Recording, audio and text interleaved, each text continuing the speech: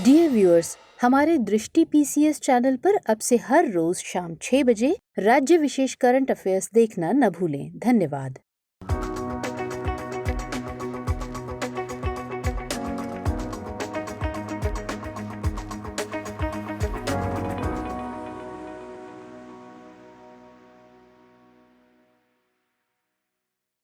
नमस्कार, दृष्टि आईएएस के टुडेज जीके प्रोग्राम में आपका स्वागत है। शुरुआत करेंगे पिछले सेशन के रिकैप से। पहला प्रश्न था, एशियाई विकास बैंक यानी एडीबी के संबंध में निम्नलिखित कथनों पर विचार कीजिए। 1. भारत एडीबी का एक संस्थापक सदस्य है। 2. भारत इसमें सबसे बड़ा शेयर धारक है। 3. एडीबी का मुख्यालय बैंकॉक, थाईलैंड में है। उपर्युक्त कथनों में से कौन सा यहाँ से सही है या फिर है? इसका सही जवाब था केवल 1। अगला प्रश्न था, व्हाइट ड्वार्फ्स के संदर्भ में निम्नलिखित कथनों पर विचार कीजिए। 1. प्रत्येक तारा अपने संपूर्ण हाइड्रोजन यानी ईंधन का उपयोग करने के बाद व्हाइट ड्वार्फ में बदल जाता है। 2. नाभिकीय संलयन के माध्यम से तारे अपने कोर में हाइड्रोजन को हीलियम में रूपांतरित करते हैं। उपर्युक्त कथनों में से कौन सा यहाँ से सही है या फिर है? इसका सही जवाब था केवल 2। अगला प्रश्न था, निम्नलिखित कथनों पर विचार कीजिए। 1. मालदीव, भारत और बांग्लादेश के बीच होने वाले त्रिपक्षीय तटरक्षक अभ्यास का नाम दोस्ती है। 2. यह प्रत्येक वर्ष आयोजित किया जाने वाला एक अभ्यास है। 3. इसका 15वां संस्करण मालदीव में आयोजित किया जा रहा है। उपर्युक्त कथनों में से कौन सा यहाँ से सही है या फिर है? इसका सही जवाब था केवल 3। अगला प्रश्न था, निम्नलिखित कथनों पर विचार कीजिए। 1. प्रतिस्थापन दर प्रजनन क्षमता का वह स्तर है जिस पर जनसंख्या एक पीढ़ी से दूसरी पीढ़ी में अपने आप को बिल्कुल परिवर्तित कर लेती है। 2. दिल्ली, सिक्किम और आंध्र प्रदेश में कुल प्रजनन दर यानी TFR प्रतिस्थापन स्तर से नीचे है। उपर्युक्त कथनों में से कौन सा यहाँ से सही है या फिर है? इसका सही जवाब था 1 और 2 दोनों। अगला प्रश्न था, निम्नलिखित कथनों पर विचार कीजिए। 1. सभी लघु बचत इंस्ट्रूमेंट्स के संग्रह को भारत की संचित निधि में जमा किया जाता है। 2. छोटी बचत योजनाओं पर ब्याज दरें तिमाही आधार पर तय की जाती हैं। उपर्युक्त कथनों में से कौन सा यहाँ से सही है या फिर है? इसका सही जवाब था केवल 2। अगला प्रश्न था, संविधान दिवस के संबंध में निम्नलिखित कथनों पर विचार कीजिए। 1. यह 26 नवंबर 1949 को संविधान सभा द्वारा भारत के संविधान को अपनाने के उपलक्ष्य में मनाया जाता है। 2. संविधान दिवस मनाने की शुरुआत 2019 में हुई। 3. वर्ष 2010 में संविधान गौरव यात्रा का आयोजन गुजरात द्वारा किया गया था। उपर्युक्त कथनों में से कौन से सही हैं? इसका सही जवाब था केवल 1 और 3। अगला प्रश्न था, भारतीय पनडुब्बी कार्यक्रम के संबंध में निम्नलिखित कथनों पर विचार कीजिए। 1. INS वेला स्वदेश निर्मित कलवरी क्लास की पनडुब्बी है। 2. INS वेला कलवरी श्रृंखला में चौथी पनडुब्बी है। 3. स्कॉर्पिन क्लास की 6 पनडुब्बियों के निर्माण और प्रौद्योगिकी हस्तांतरण के लिए एक रूसी नेवल ग्रुप के साथ समझौता किया गया है। उपर्युक्त कथनों में से कौन सा यहाँ से सही नहीं है या फिर है? इसका सही जवाब था केवल 1 और 3। अगला प्रश्न था, शंघाई सहयोग संगठन यानी SCO के संबंध में निम्नलिखित कथनों पर विचार कीजिए। 1. ईरान को इस संगठन के 9वें पूर्ण सदस्य के तौर पर स्वीकार किया गया है। 2. कजाकिस्तान, चीन, उज्बेकिस्तान, रूस और ताजिकिस्तान शंघाई 5 के सदस्य थे। उपर्युक्त कथनों में से कौन सा यहाँ से सही है या फिर है? इसका सही जवाब था केवल 1। अगला प्रश्न था, पावर ग्रिड के संबंध में निम्नलिखित कथनों पर विचार कीजिए। 1. यह एक महारत्न कंपनी है। 2. वर्ष 1992 से 93 में इसने अपना वाणिज्यिक संचालन शुरू किया था। उपर्युक्त कथनों में से कौन सा यहाँ से सही है या फिर है? इसका सही जवाब था 1 और 2 दोनों। अंतिम प्रश्न था, निम्नलिखित में से कौन भारत में 5 अंतर्राष्ट्रीय हवाई अड्डों वाला एकमात्र राज्य बन गया है? इसका सही जवाब था उत्तर प्रदेश। शुरुआत करते हैं आज के सेशन की। सबसे पहले देखेंगे अभ्यास प्रश्न। निम्नलिखित कथनों पर विचार कीजिए। 1. भारत के विशेष आर्थिक क्षेत्र यानी EEZ में खनिजों पर केंद्र सरकार का स्वामित्व है। 2. राज्य सरकारें अपनी अपनी सीमाओं के भीतर पाए जाने वाले खनिजों पर अधिकार रखती हैं। उपर्युक्त कथनों में से कौन सा यहाँ से सही है या फिर है? केवल 1, केवल 2, 1 और 2 दोनों, या फिर ना तो 1 और ना ही 2? इसका सही जवाब है ऑप्शन सी, 1 और 2 दोनों, यानी दोनों कथन सही हैं। हाल ही में खान मंत्रालय यानी मिनिस्ट्री ऑफ माइंस ने विभिन्न राज्यों को 52 संभावित खनिज ब्लॉक से संबंधित रिपोर्ट सौंपी है। जान लेते हैं खनन संबंधी संवैधानिक प्रावधान के बारे में। भारत के संविधान में सूची 2 यानी राज्य सूची की क्रम संख्या 23 की प्रविष्टि अपनी सीमाओं के भीतर स्थित खनिजों पर राज्य सरकार के स्वामित्व का प्रावधान करती हैं। इसलिए कथन 2 सही है। सूची 1 यानी केंद्रीय सूची की क्रम संख्या 54 की प्रविष्टि भारत के विशिष्ट आर्थिक क्षेत्र यानी EEZ के भीतर खनिजों पर केंद्र सरकार के स्वामित्व का प्रावधान करती हैं। इसलिए कथन 1 सही है। केंद्र सरकार के पास सभी अपतटीय खनिजों, भारतीय समुद्री क्षेत्रों जैसे प्रादेशिक जल, महाद्वीपीय मग्न तट और विशेष आर्थिक क्षेत्र में समुद्र या समुद्र तल से निकाले गए खनिज का स्वामित्व है। तो इस तरह इस प्रश्न का सही जवाब है ऑप्शन सी, 1 और 2 दोनों। हमारे वीडियो अंग्रेजी में देखने के लिए फॉलो करें हमारा ही दूसरा यूट्यूब चैनल दृष्टि IAS इंग्लिश। आज के सेशन का पहला प्रश्न है, खबरों में रहा गो ब्लू अभियान यानी गो ब्लू कैंपेन निम्नलिखित में से किससे संबंधित है? अंतर्देशीय मत्स्य पालन को बढ़ावा देने से, एंटी माइक्रोबियल रेजिस्टेंस यानी AMR के बारे में जागरूकता फैलाने से, समुद्री जीवन के संरक्षण के बारे में जागरूकता फैलाने से, या फिर स्वच्छ समुद्र तटों को बढ़ावा देने से? इसका सही जवाब ऑप्शन बी, AMR यानी एंटी माइक्रोबियल रेजिस्टेंस के बारे में जागरूकता फैलाने से।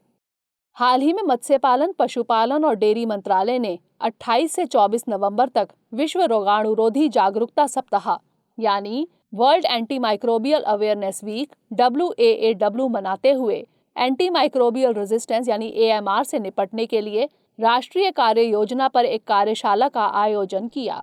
इस दौरान AMR त्रिपक्षीय संगठनों द्वारा इसके बारे में जागरूकता फैलाने के उद्देश्य से एक अंतर्राष्ट्रीय रंग अभियान गो ब्लू अभियान शुरू किया गया।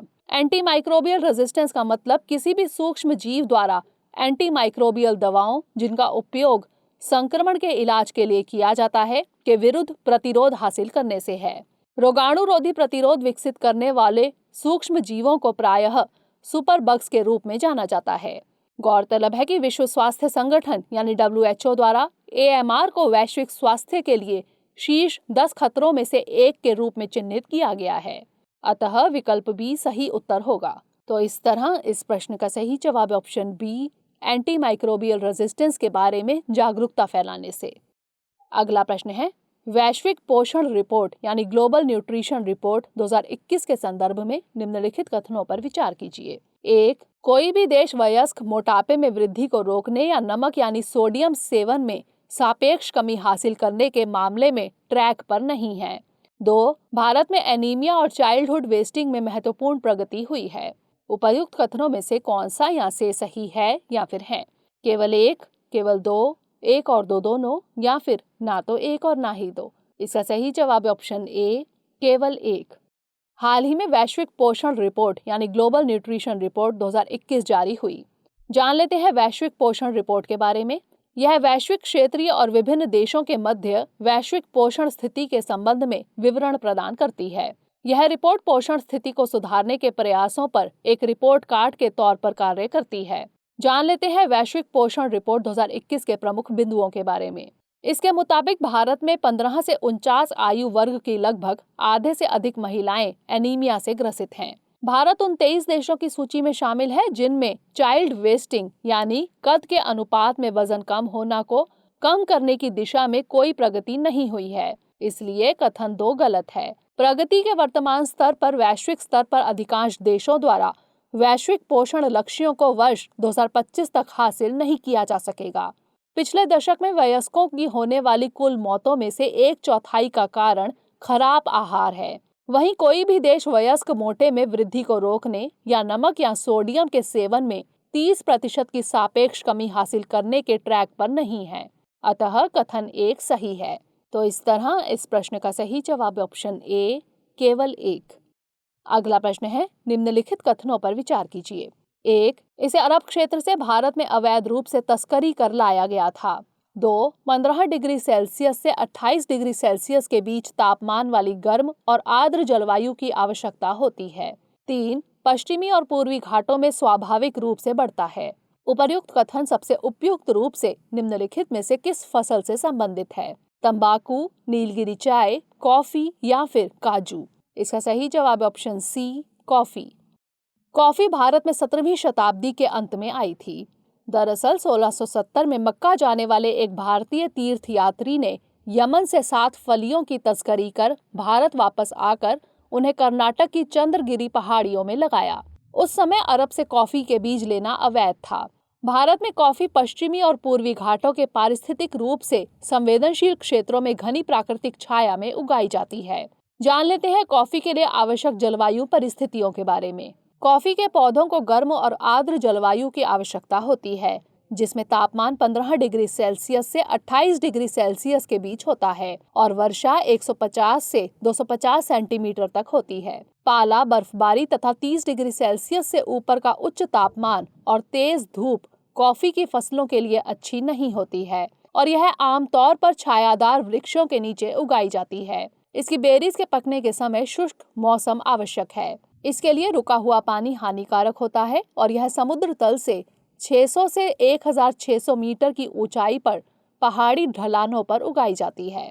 अच्छी जल निकासी वाली दोमट मिट्टी, जिसमें भरपूर मात्रा में ह्यूमस और आयरन तथा कैल्शियम जैसे खनिज होते हैं, कॉफी की खेती के लिए आदर्श मानी जाती हैं। इसलिए विकल्प सी सही है।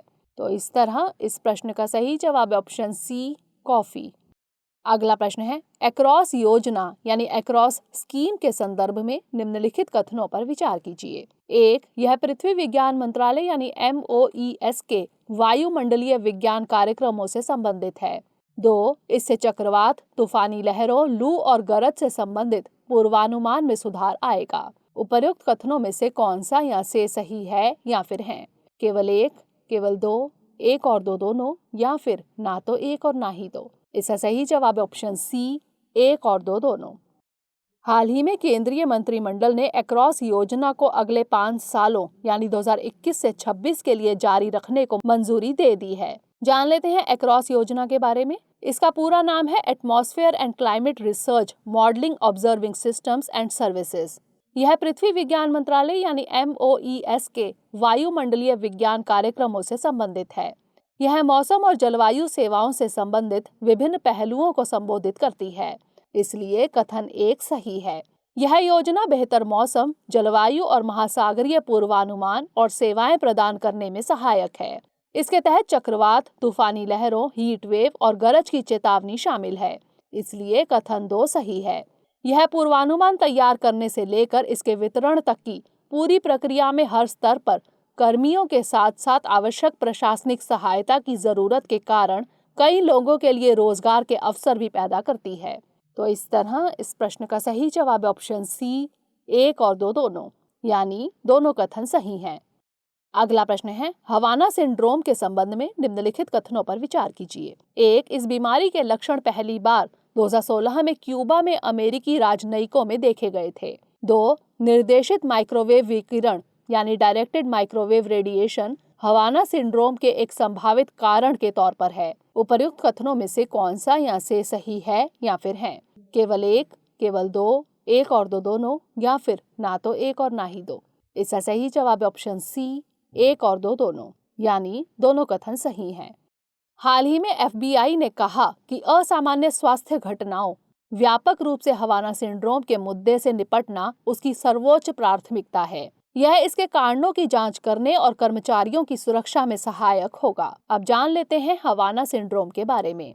यह न्यूरो से जुड़ी एक रहस्यमय बीमारी है। इस सिंड्रोम के लक्षणों में मतली यानी मिचली, गंभीर सिर दर्द, थकान, चक्कर आना, नींद की समस्या, बहरापन शामिल है। 2016 में पहली बार क्यूबा के हवाना में स्थित अमेरिकी दूतावास में इसका पता चला था, इसलिए कथन 1 सही है। 2016 के अंत में अमेरिका के कुछ राजनयिकों और उनके कर्मचारियों ने हवाना में अपने प्रवास के दौरान कुछ असामान्य लक्षणों की सूचना दी थी। उन्होंने कुछ अजीब शारीरिक संवेदनाओं का अनुभव किया और अजीबोगरीब आवाजें सुनी, जिसके बाद वे बीमार महसूस करने लगे। 2020 में अमेरिका के नेशनल एकेडमी ऑफ साइंसेज यानी NAS की एक रिपोर्ट में हवाना सिंड्रोम का संभावित कारण डायरेक्टेड माइक्रोवेव रेडिएशन पाया गया, इसलिए कथन 2 सही है। NAS एक गैर लाभकारी सरकारी संगठन है जो साइंस एंड टेक्नोलॉजी प्रोजेक्ट्स के संबंध में सरकार को अपनी रिपोर्ट प्रदान करता है। तो इस तरह इस प्रश्न का सही जवाब ऑप्शन सी 1 और 2 दोनों। अगला प्रश्न है, संयुक्त राष्ट्र सुरक्षा परिषद यानी UNSC के संबंध में निम्नलिखित कथनों पर विचार कीजिए। 1. संयुक्त राष्ट्र चार्टर का अनुच्छेद 24 UNSC की संरचना से संबंधित है। 2. स्थायी और अस्थायी सदस्यों में से यदि कोई एक सदस्य भी किसी प्रस्ताव के विपक्ष में वोट देता है तो वह प्रस्ताव पारित नहीं होता है। उपर्युक्त कथनों में से कौन सा या से सही है या फिर है? केवल 1, केवल 2, 1 और 2 दोनों, या फिर ना तो 1 और ना ही 2। इसका सही जवाब ऑप्शन डी, ना तो 1 और ना ही 2, यानी दोनों कथन गलत हैं। हाल ही में 13वें एशिया यूरोप शिखर सम्मेलन यानी ASEM के सत्र को संबोधित करते हुए उपराष्ट्रपति M वेंकैया नायडू ने संयुक्त राष्ट्र सुरक्षा परिषद और अन्य प्रमुख अंतर्राष्ट्रीय संगठनों में सुधार की आवश्यकता पर जोर दिया। यह शिखर सम्मेलन एशिया यूरोप बैठक की 25वीं वर्षगांठ के अवसर पर आयोजित किया जा रहा है। आप जान लेते हैं UNSC यानी संयुक्त राष्ट्र सुरक्षा परिषद के बारे में। यह संयुक्त राष्ट्र के 6 प्रमुख अंगों में से एक है। इसका मुख्यालय न्यूयॉर्क में है। संयुक्त राष्ट्र चार्टर द्वारा UNSC सहित संयुक्त राष्ट्र के 6 प्रमुख अंगों की स्थापना हुई है। इस चार्टर का अनुच्छेद 23 UNSC की संरचना से संबंधित है, अतः कथन 1 गलत है। UNSC 15 सदस्यों यानी 5 स्थायी और 10 अस्थायी से मिलकर बनी है। 5 स्थायी सदस्य हैं चीन, फ्रांस, रूस, यूनाइटेड किंगडम और अमेरिका। इसके 10 अस्थायी सदस्य जनरल असेंबली द्वारा 2 साल के लिए चुने जाते हैं। सुरक्षा परिषद के प्रत्येक सदस्य का एक मत होता है। 5 स्थायी सदस्यों में से यदि कोई एक सदस्य भी प्रस्ताव के विपक्ष में वोट देता है तो वह प्रस्ताव पारित नहीं होता है, अतः कथन 2 गलत है। तो इस तरह इस प्रश्न का सही जवाब ऑप्शन डी, ना तो 1 और ना ही 2।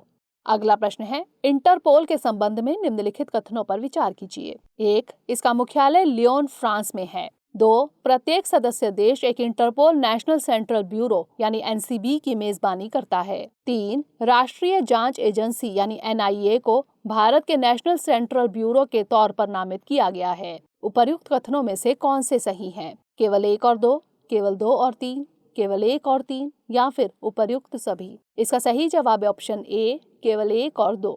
हाल ही में केंद्रीय जांच ब्यूरो यानी CBI के विशेष निदेशक प्रवीण सिन्हा को इंटरपोल की कार्यकारी समिति में एशिया के लिए प्रतिनिधि के तौर पर चुना गया है। जान लेते हैं अंतर्राष्ट्रीय आपराधिक पुलिस संगठन यानी इंटरपोल के बारे में। यह एक अंतर सरकारी संगठन है। यह 194 सदस्य देशों के पुलिस बलों को समन्वय में मदद करता है। प्रत्येक सदस्य देश एक इंटरपोल नेशनल सेंट्रल ब्यूरो यानी NCB की मेजबानी करता है, इसलिए कथन 2 सही है। यह राष्ट्रीय कानूनों के प्रवर्तन को अन्य देशों और जनरल सचिवालय यानी जनरल सेक्रेटरीट से जोड़ता है। इसका जनरल सचिवालय सदस्य देशों को कई प्रकार की विशेषज्ञता और सेवाएं प्रदान करता है। इसका मुख्यालय लियोन, फ्रांस में है, इसलिए कथन 1 सही है। केंद्रीय जांच ब्यूरो यानी CBI को भारत के नेशनल सेंट्रल ब्यूरो के तौर पर नामित किया गया है, इसलिए कथन 3 गलत है। तो इस तरह इस प्रश्न का सही जवाब ऑप्शन ए, केवल 1 और 2।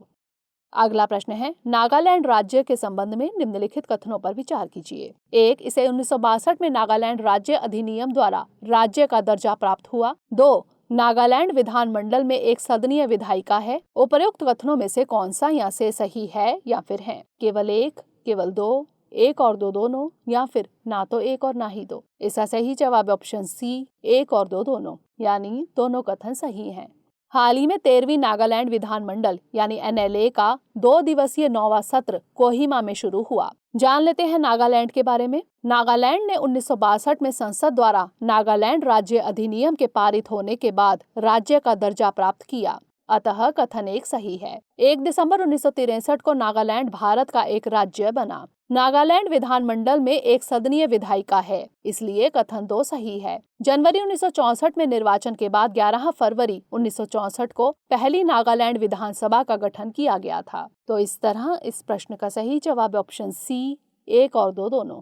अगला प्रश्न है, ATP फाइनल्स के संबंध में निम्नलिखित कथनों पर विचार कीजिए। 1. अलेक्जेंडर ज्वेरेव ने डेनियल मेदवेदेव को हराकर 2021 का ATP फाइनल जीता। 2. अलेक्जेंडर ज्वेरेव जर्मनी के खिलाड़ी हैं। उपर्युक्त कथनों में से कौन सा या से सही है या फिर है? केवल 1, केवल 2, 1 और 2 दोनों, या फिर ना तो 1 और ना ही 2। इसका सही जवाब ऑप्शन सी, 1 और 2 दोनों। हाल ही में अलेक्जेंडर ज्वेरेव ने इटली के ट्यूरिन में चैंपियनशिप मैच में डेनियल मेदवेदेव को 6-4, 6-4 से हराकर 2021 का एटीपी फाइनल जीता। लंदन में 2018 की जीत के बाद यह 24 वर्षीय अलेक्जेंडर ज्वेरेव का 2021 के अंत में दूसरा चैंपियनशिप खिताब है। वह वर्तमान में दूसरे स्थान पर काबिज मेदवेदेव से 800 अंक पीछे हैं। वह दुनिया के नंबर 1 टेनिस खिलाड़ी 11,540 अंक से नोवाक जोकोविच से 3,700 अंक पीछे हैं। तो इस तरह इस प्रश्न का सही जवाब ऑप्शन सी 1 और 2 दोनों, यानी दोनों कथन सही हैं। अंतिम प्रश्न है, भारत के संविधान के संबंध में निम्नलिखित कथनों पर विचार कीजिए। 1. इसकी मूल प्रतियां मुद्रित नहीं बल्कि टाइप की गई थी। 2. भारतीय संविधान के मूल ढांचे के संबंध में पहली बार केशवानंद भारती केस में सुनवाई हुई थी। 3. राज्यसभा के लिए सदस्यों का नाम निर्देशन दक्षिण अफ्रीका के संविधान से लिया गया है। उपर्युक्त कथनों में से कौन से सही नहीं हैं? केवल 1 और 2, केवल 1 और 3, केवल 2 और 3 या फिर उपर्युक्त सभी? इसका सही जवाब ऑप्शन डी, उपर्युक्त सभी, यानी सभी कथन गलत हैं। आज यानी 26 नवंबर संविधान दिवस समारोह के हिस्से के तौर पर राष्ट्रपति रामनाथ कोविंद ने संसद के सेंट्रल हॉल में प्रस्तावना पढ़ने के साथ समारोह का नेतृत्व किया। इस अवसर पर प्रधानमंत्री श्री नरेंद्र मोदी ने एक विशिष्ट सभा को संबोधित किया। जान लेते हैं भारत के संविधान के बारे में। संविधान दिवस को राष्ट्रीय कानून अथवा विधि दिवस के तौर पर भी जाना जाता है। वर्ष 1949 में आज ही यानी 26 नवंबर के दिन संविधान सभा ने संविधान के प्रारूप को